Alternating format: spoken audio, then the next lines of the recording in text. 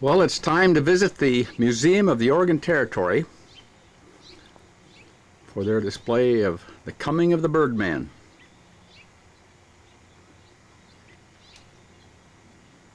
A 6-month display at the museum in Oregon City overlooking the Willamette Falls.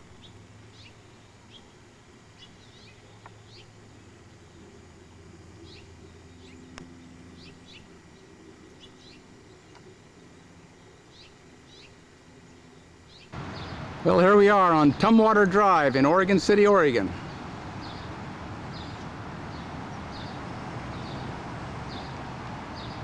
Museum of Oregon Territory.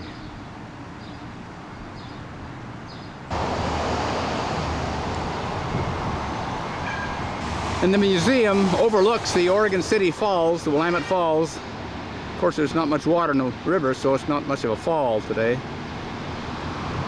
And the paper mill, just up the hill from downtown Oregon City. Okay, we bumped into Patrick Harris, who is the director of the museum. Hi, Patrick. Hi there, Dick. You're going to give us kind of a tour here, are you, inside?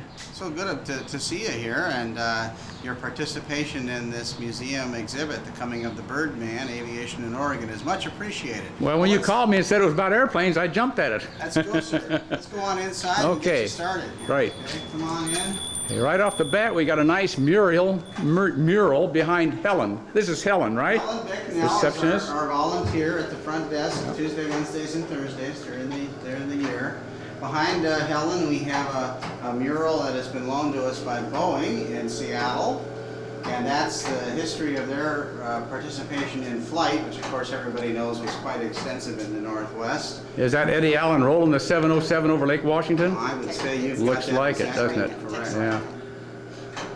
And then over to the right side there, Dick, you see the airway beacon system, of course, was certainly very critical to early navigators of the air. Coming up the Willamette Valley anyway, huh? This was in southern Oregon, and this particular beacon, which you see still works, has been loaned to the exhibit by the Oregon Aviation Historical Society based out of Cottage Grove. Hey, great. Patrick turned that light off. It was pretty bright. Now, this is part of the what they call the airway beacon system, huh? Yes, sir. And it tells they were promoting the safety of nocturnal aviation on the Pacific seaboard, and so particularly put in during the late 1920s. Back during when we used to fly the beam. I used to fly the beam back even in the late 40s. I think the phrase, wasn't it by the seat of the pants? Yeah, seat of the pants or flying the beam, yeah. So what the folks are going to see, Dick, and when they come through the exhibit is a collection of original photographs and artifacts loaned to us from a whole variety of aviation sources throughout the Northwest. This particular picture that you're looking at right now is from the museum collection, and it was taken by a local photographer by the name of Ralph Eddy, and he was at an air show at the Swan Island Airport in Portland in 1931. We have quite a few originals from that. Oh, Howard, right? Howard Hughes in his plane. Howard Hughes, we have 9 actual images of Howard Hughes that you can see are framed here that are part of this exhibit, along with the original model of the Spruce Goose. Oh, yes. Tigered businessman John Knez loaned this to the Historical Society. And then we have a series of smaller vignettes and stories about interesting aviators in Oregon. This particular man that you're focusing on right now was Chester Trout. Chester Trout, a graduate of 1937 Oregon City High School, went on to the Army Air Corps and won the Distinguished Service Cross in 1942 for his fending off of 37 enemy airplanes in the South Pacific. Ooh, that sounds scary. Hey, what is this here, Patrick? A balloon basket. Well, Dick, certainly a very important part of early aviation, the lighter than air section, was the balloon flight. So what we're looking at here now, though, is the latest model Aerostar balloon basket, loaned by the Aerostar and Pacific Pete Balloons Company, which is out of Tigard, Oregon. And of course, as everybody knows, there's a number of various balloon events during the year. And some of the most dramatic early stories of these entrepreneur aviators were how they got up in they battled the elements. Right. And that's really where their concept of becoming a birdman came from. But I don't think Fawcett used one of these when he went around the world. He had something. So, Patrick, you finally got a hold of the moon rocks. Yeah, NASA released some of their lunar samples for us, and you can see that they are samples. And also an example of meteorites here. So that's really interesting. Go up the stairs, and we got a Cessna there. Nice picture of a Cessna. Patrick's waiting for us. I bet we're going to go into the model gallery, which of course... There's the Lima Falls. Here's the model gallery. Come on in, Dick. Wow. This looks like Jim Walker stuff right here. Yes, sir. We have a whole bunch of material. We're going to have to go up there. It all happened in 1927.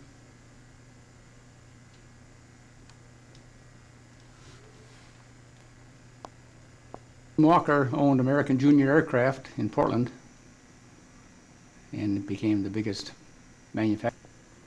1941, Air Trails magazine featured Jim Walker flying radio control.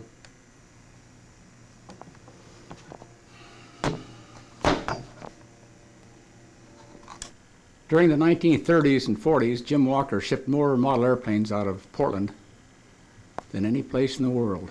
It was the model capital of the world. Gliders, rubber band models. Northeast 31st, just off north of Sandy Boulevard. This display we're looking at here is from the Frank Macy collection. Frank is in charge of all the American Junior Aircraft memorabilia. He's located in McMinnville, Oregon now.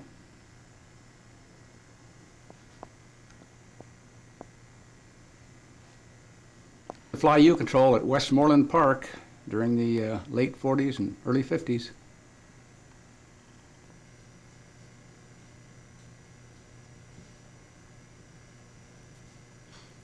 This is where most of Frank's, this is where most of Jim's aircraft went in the military.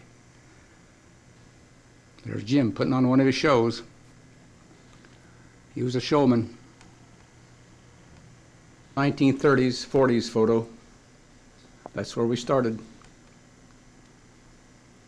Greenwood Hobby Shop in Seattle. U-Control. Jim Walker's famous Fireball U-Control. There's one of his rubber band powered models. I guess they called that the Hornet.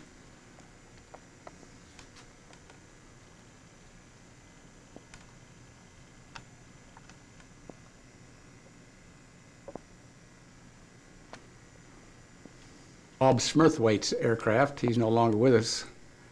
In Baker, Oregon, he was a model manufacturer also, and he worked for Jim Walker. I've actually flown that airplane. Doctor used to live in Vancouver, Washington. Became a very well-known model airplane designer of World War.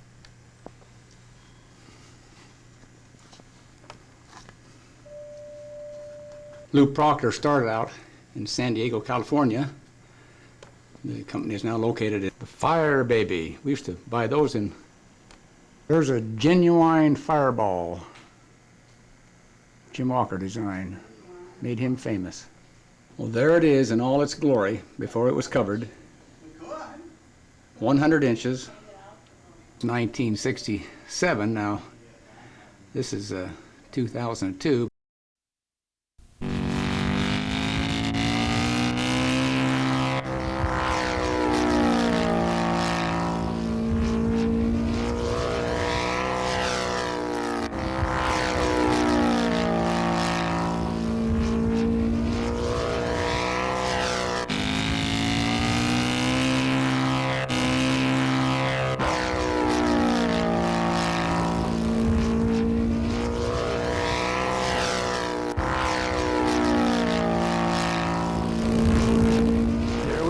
Rantoul, Illinois, to the Octave Chanute Aerospace Museum.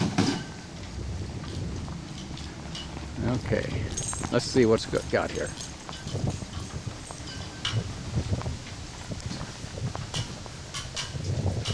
Open 10 a.m. to 5 p.m., Monday through Friday.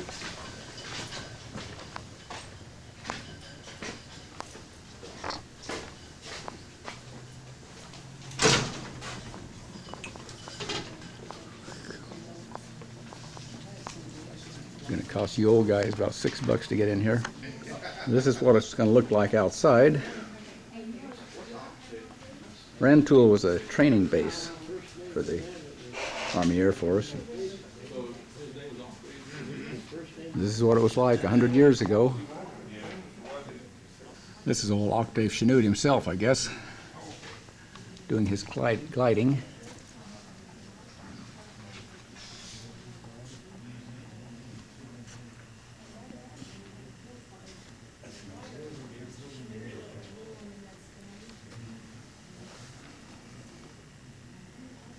Yep, Chanute Air Force Base. There's the headlines in the local paper, 1917. These are recruits arriving at Chanute Field in 1917. Traffic wasn't a problem then. Captain Roy Brown, 1917.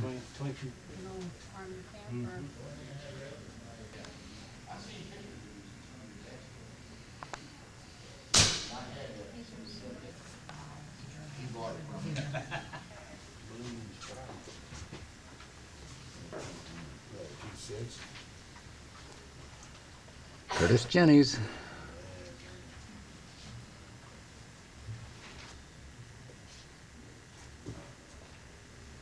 The new coin. Yeah.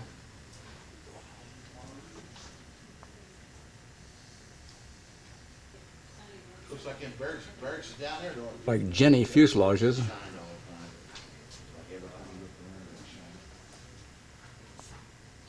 Yeah, this is real old-time stuff.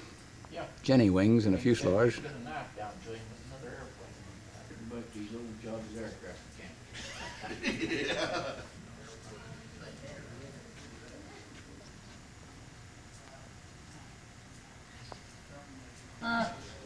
Yeah.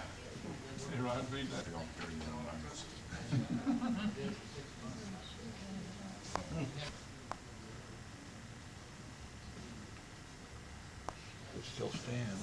Yeah, it was a large base, Strictly training, though.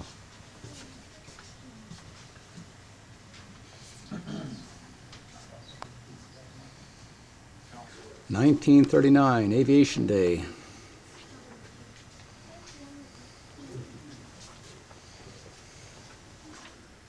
Group photograph, 1922.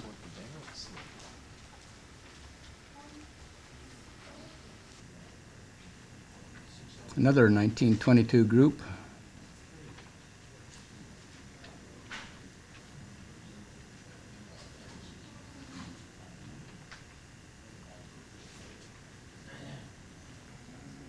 Jenny in need of repair.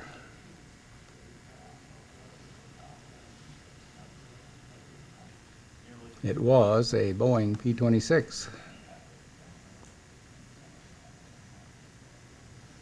Cornfield forced landing, 1917.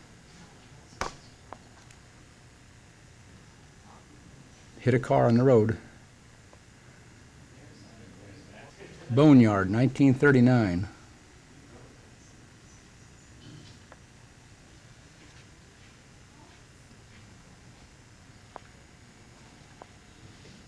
Martin B-26.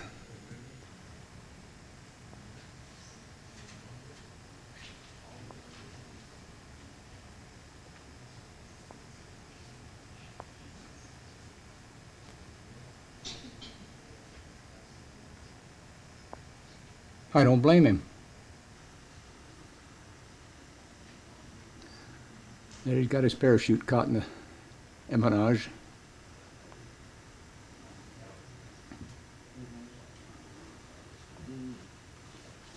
There's old Private Osborne hanging free. But he made it. There he is again in the paper. There's Chanute looking from the north.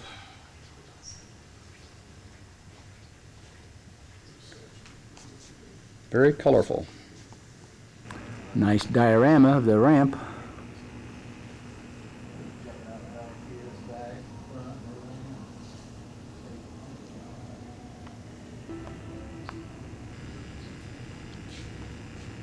Looks like an F-111 ejection. 51s.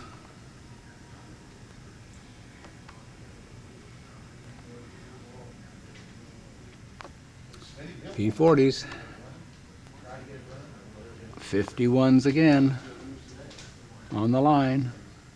Raymond Kolishaw's triplane. Black Maria. Werner Voss DR-1.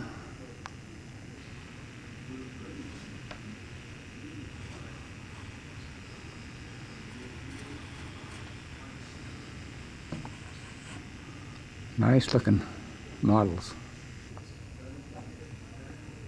Buffalo. The Finns made a real fighter plane out of it.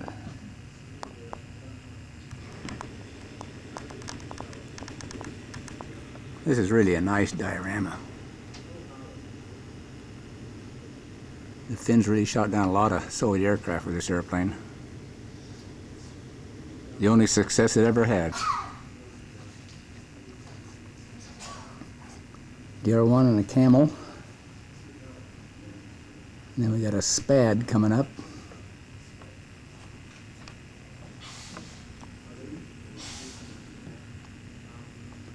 And a French something or other. 51. Long nose. Focke-Wulf. World War I.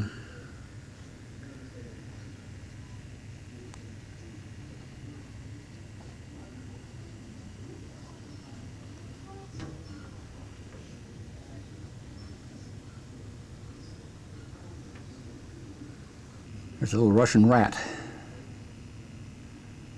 And this is for you P-38 lovers. And the Kingfisher. December 10th, 1941.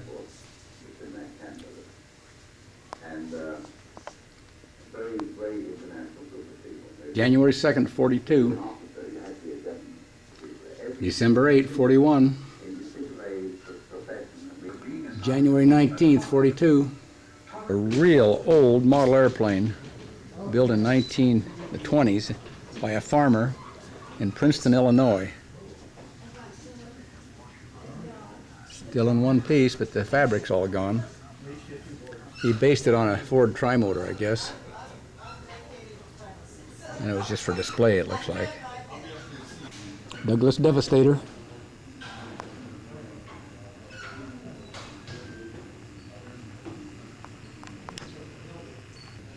German piggyback.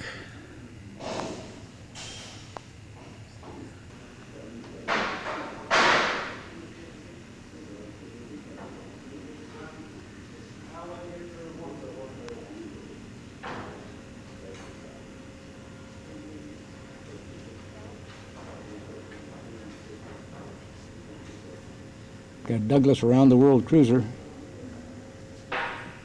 Northrop P-61 Black Widow.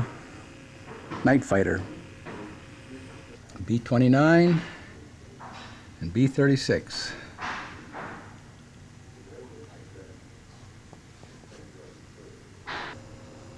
DC-3, shades of the 1930s